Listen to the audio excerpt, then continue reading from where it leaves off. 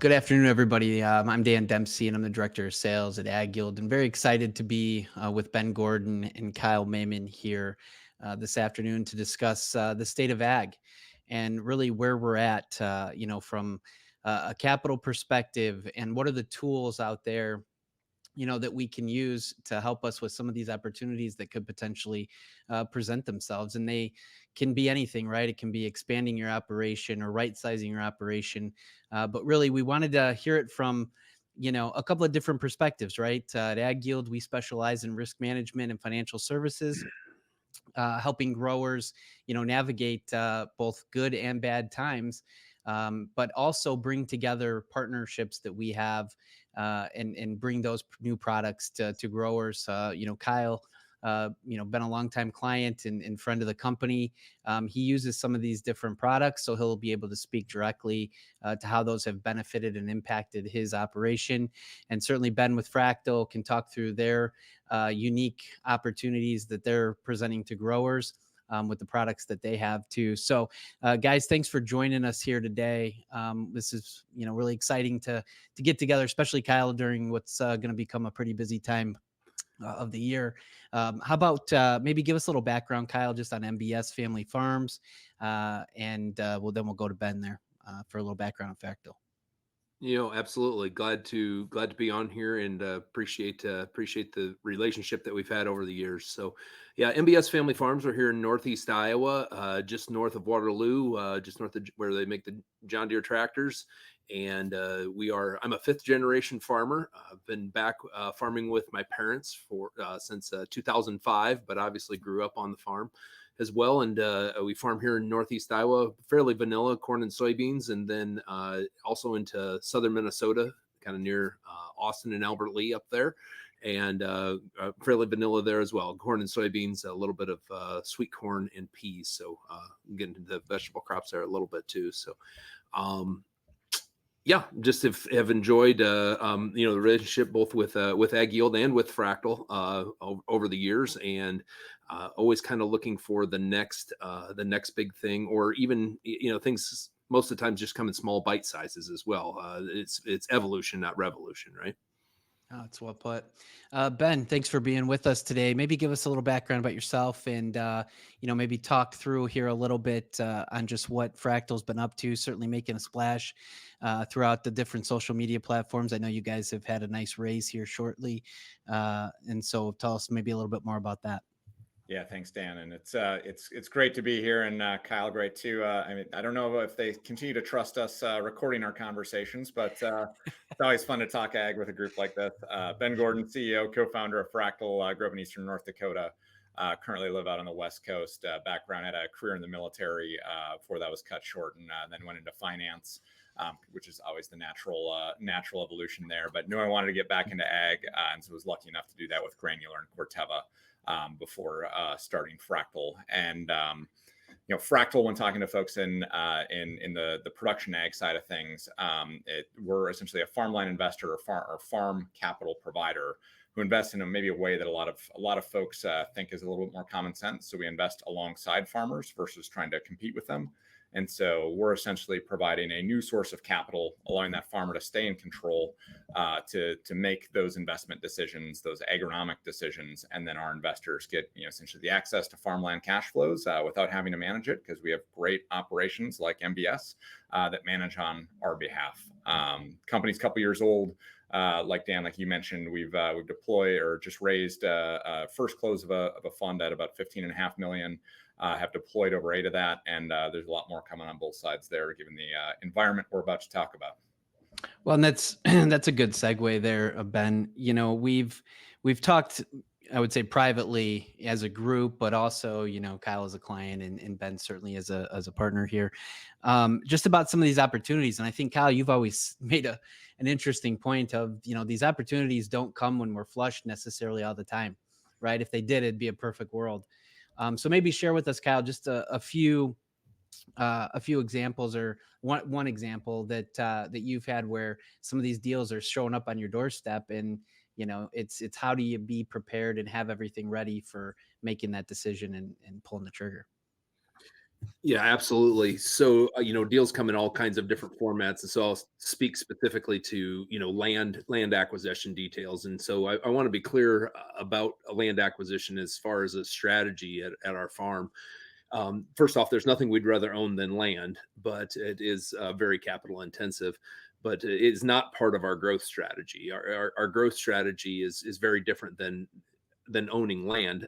Owning land is what we do with our profits, and again is an investment strategy for us. And there's nothing I'd rather own, but it is not part of our true growth strategy. And in fact, you can make the argument that if you purchase a farm that you've already been farming, you actually go backwards in growth. So, but I mean, I could bring up a bunch of examples, and there's one that's just near and dear here more recently, but I think it's very common among farmers in general. We had a farm that we've farmed for like 25 years, known the family for a long time, and dad passes away last fall, and just the kids and dad was 92 years old, and so when you pass away and you're 92 years old, your kids are 70, and so they're not super interested in maybe that as a long-term strategy for their children, and having this thing be dispersed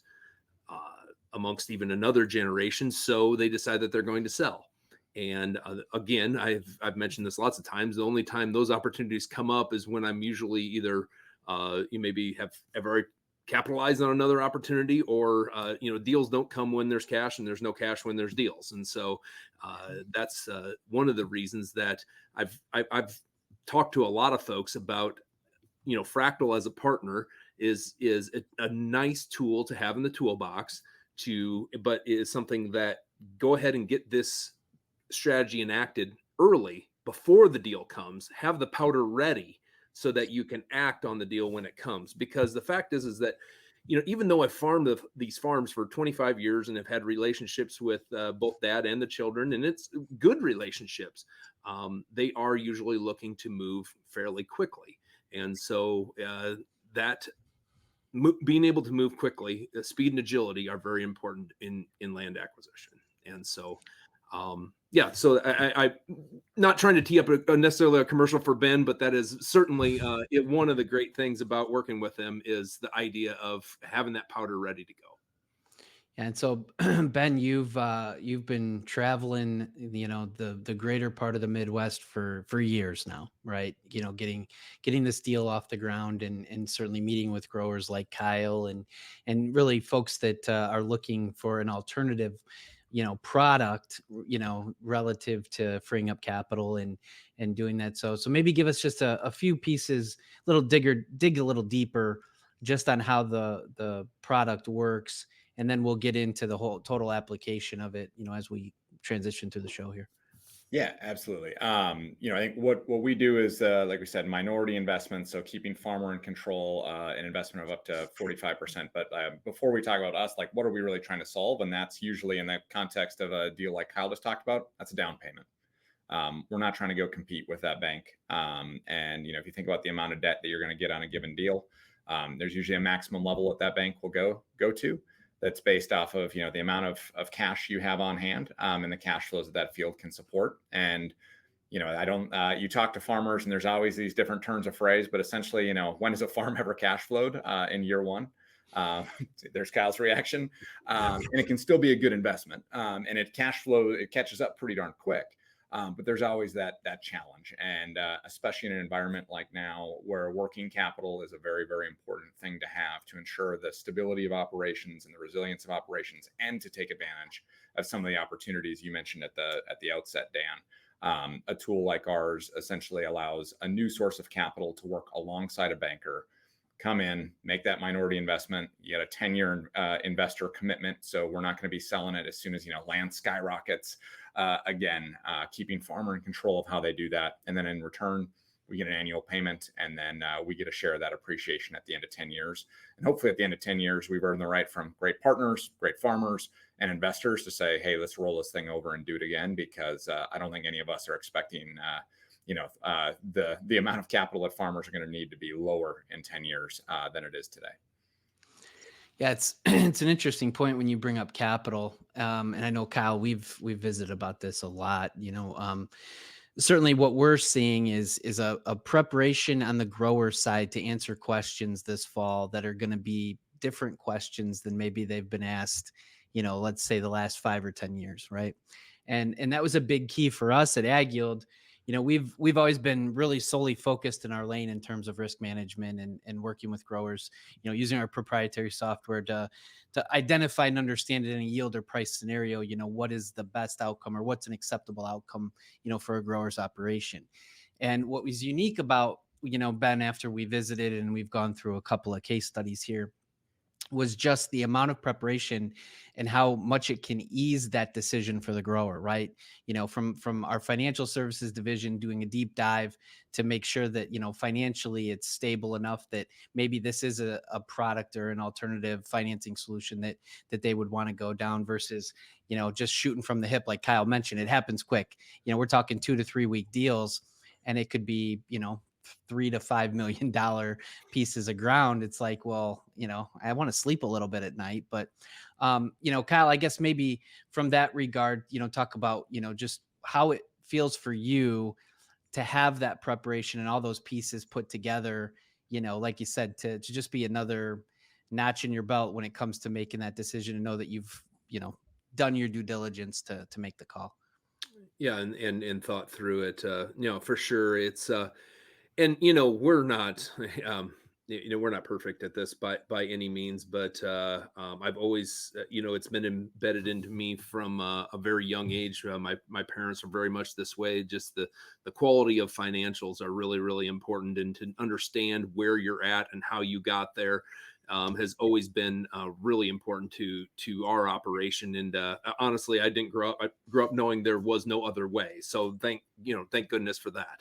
And that's certainly been embedded and is part of our culture. Even we always talk about if it's not if it's not documented, it didn't happen at our farm, and all the way to mowing ditches. So my kids get really sick of that, but it's kind of the level of detail I really think is important. But back to your question, is that being able to capitalize on opportunities is always important. But if there's one, my dad always talks about saying that you need to look, if there's ever a deal that presents itself, you have to look at every deal, whether you think it's something that is going to work for you or not. You should look at every deal, and maybe that is a land acquisition, maybe that's a partnering opportunity with a neighbor, maybe that is a unique grain market risk management strategy. But you always need to at least look at things. And it's what we do as farmers. We have a tendency to get, when things are good, to get a little bit lazy about those, because it's easy. It's easier then. And to be coming into a time frame that we're coming into, putting together break-even budgets sucks. I hate it. But that's where we're at, and be thankful you can put together a break-even budget if you can.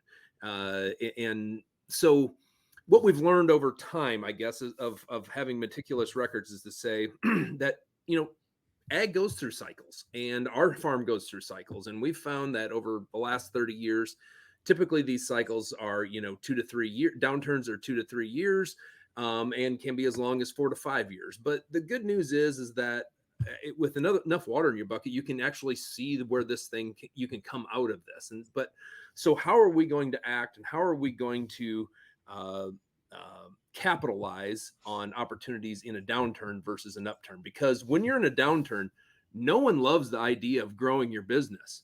You're barely sure that you want what you have. Right. And so you just have to have that, I guess, maybe in the back of your mind, that bad things don't last forever, but also when things are really rocking and rolling, good things don't last forever either. So kind of bank up some dry powder when things are good, and hopefully it's available in a format to capitalize on deals to look at when it's maybe not as good. I think you make a good point there, and it's always been our feeling that you you bring a team together that, specializes in the spot that they're specializing in. And, as an owner, a CEO, Kyle, your day-to-day operations take you in 42 different ways on a daily basis. And, the markets don't stop because Kyle got busy on a Tuesday. Right. And so, I think that with AgYield and Fractal, when what we were drawn together in terms of Ben's product is because it hits differently for all of our different operations, right? I mean, for what they're looking to achieve. Kyle, you referenced land deals as being, things that pop up on your desk, but there are other, things that happen on the farm. And Ben, maybe speak to some of the utilities that this product can free up that are not just specifically land based. Yeah, I mean, part of that idea of having farmer control is we're not telling a farmer, how to go use their capital.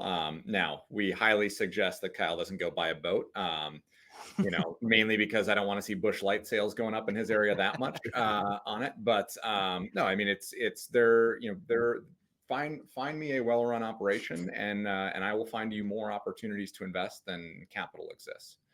And also on the downside, a lot of operations might need to add a little bit of capital to create security to the operation and family legacy.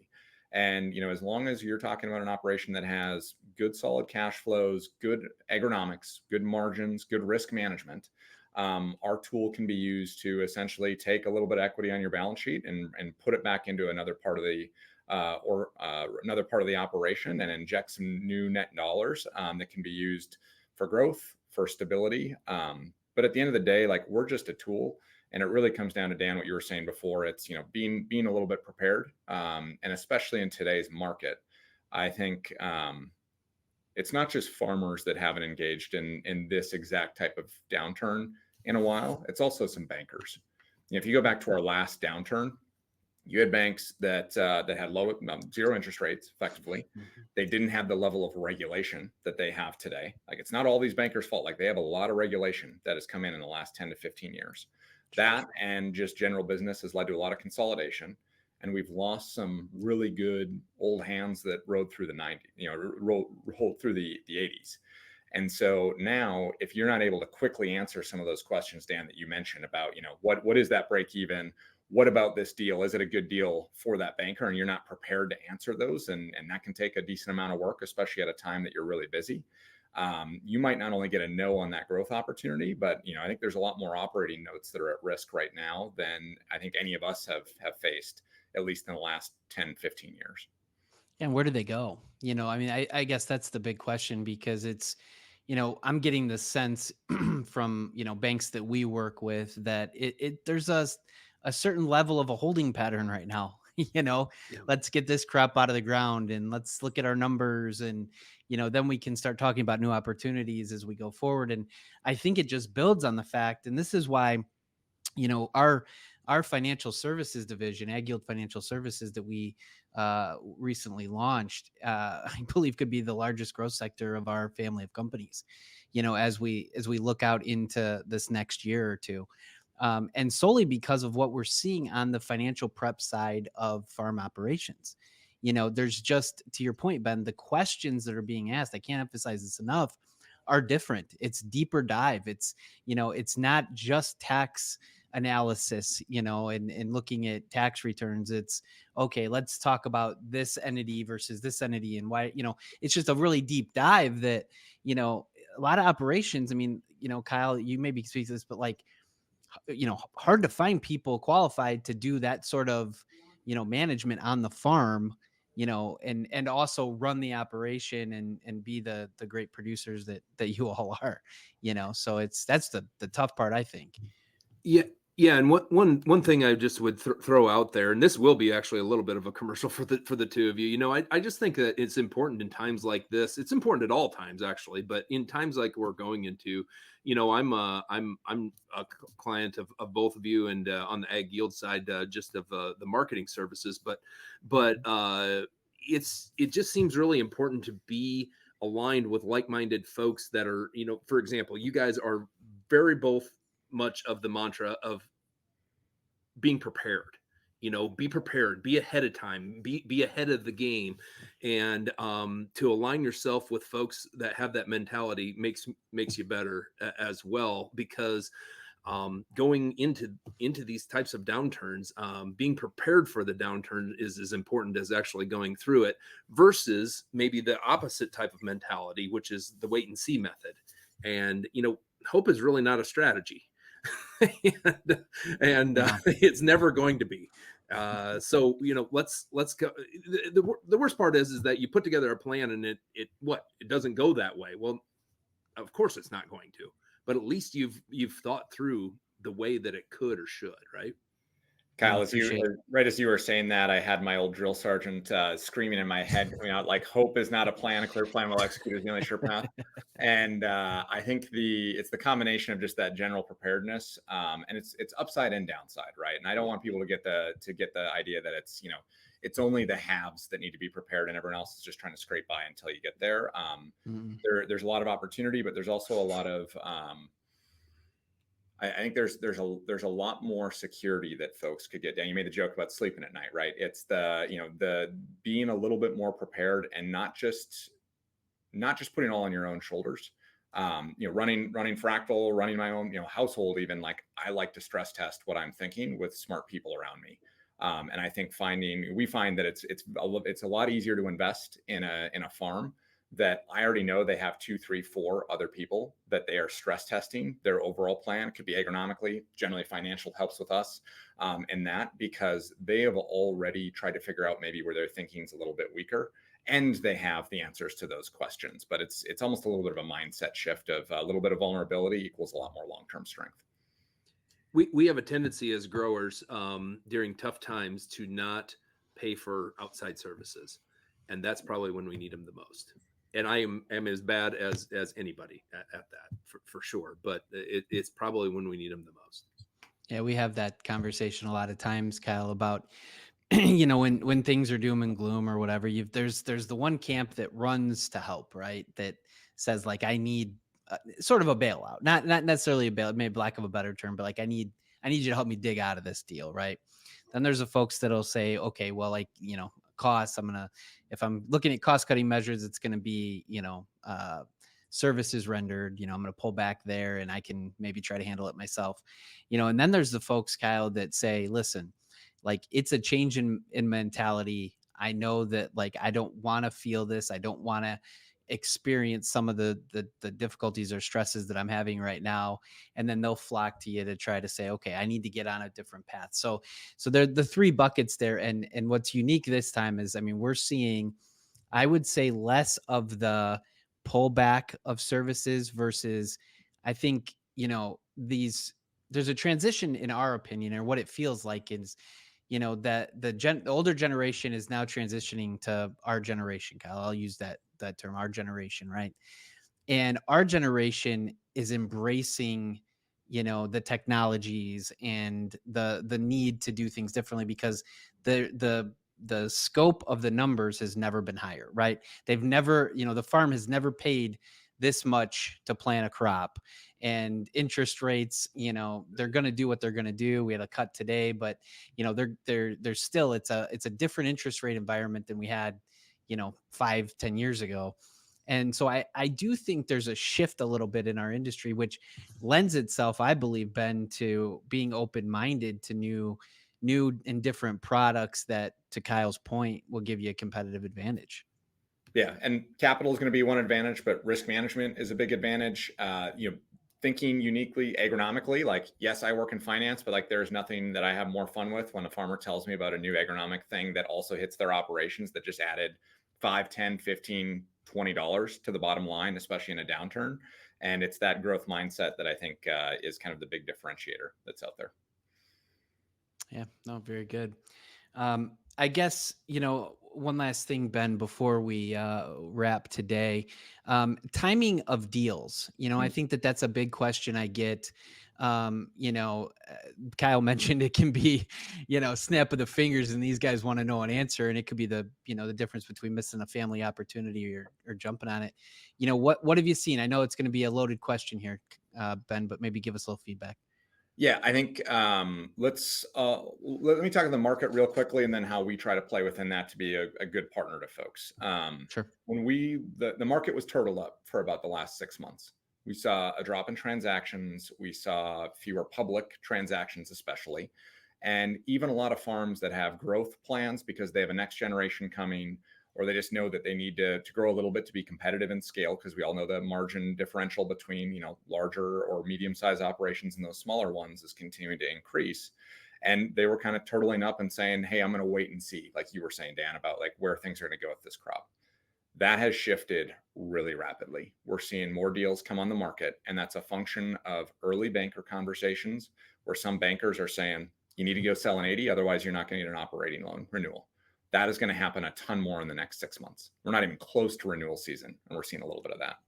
You're seeing landlords that want to sell at the top of the market because they hear low commodity prices, and they may not understand that land has been pretty darn stable over the last 100 years plus on that, and they're worried about it. So now all of a sudden you're seeing more land come out at a time that interest rates are much higher and farm balance sheets are declining. So that marginal farmer buyer. So we're seeing more no sales, and we're seeing some deals that are coming out there. So what does that mean from a preparation standpoint?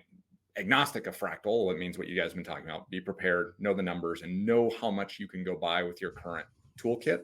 My guess is, unless you're sitting on massive amounts of equity or cash, which that's not me. So good. I'm not good for you. But like most growth-minded operators are putting that cash to work. It means that you're not going to have that big of a number that you're going to be able to handle yourself while still being a good disciplined operator, thinking about risk management at an overall operation level. So that means you need to find some other source of capital. And so for us, we want to go underwrite a field today, sometimes multiple fields, so that you can make that number bigger. And I'm not saying you got to take capital after we go agree on a valuation, but you should at least know, is Fractal going to be, or somebody else, are you going to have that as an option so you can have that tool in the tool belt? Because if you don't know and it's just hope as a plan, we might not be able to operate fast enough. We might not have enough capital. We might not be able to get to the right valuation because we didn't take the time to jointly learn your local market. And so we always just urge folks to reach out, get a feel valued, see if we're a fit, test us. Is this a relationship that you want to build? We're not here for a one-time transaction. Like, it's going to be a relationship. It's going to be a partnership. And if something isn't working, like, respect that and totally understand it. But we want to give you that kind of commitment around preparation and you knowing how to pencil that in pretty rapidly. And oftentimes we want to go talk to your banker too, so they're comfortable with us, your other advisors, hence how we got connected, Dan. We want the whole farm team to know about us, not because it's about us, but because it can be then about that farmer, and they don't have to worry about Fractal as some new shiny toy that's going to screw with the operation. We want to be the opposite of that. Absolutely. Kyle, any parting shots before we wrap here today? We certainly appreciate you taking the time out of, what is going to become a pretty busy time for you. So thanks for coming on today. Yeah, no problem. I mean, I'd love to take some, shots at both you and Ben just personally. I mean, I guess go Cyclones. There's plenty. Go Cyclones. I mean, love that.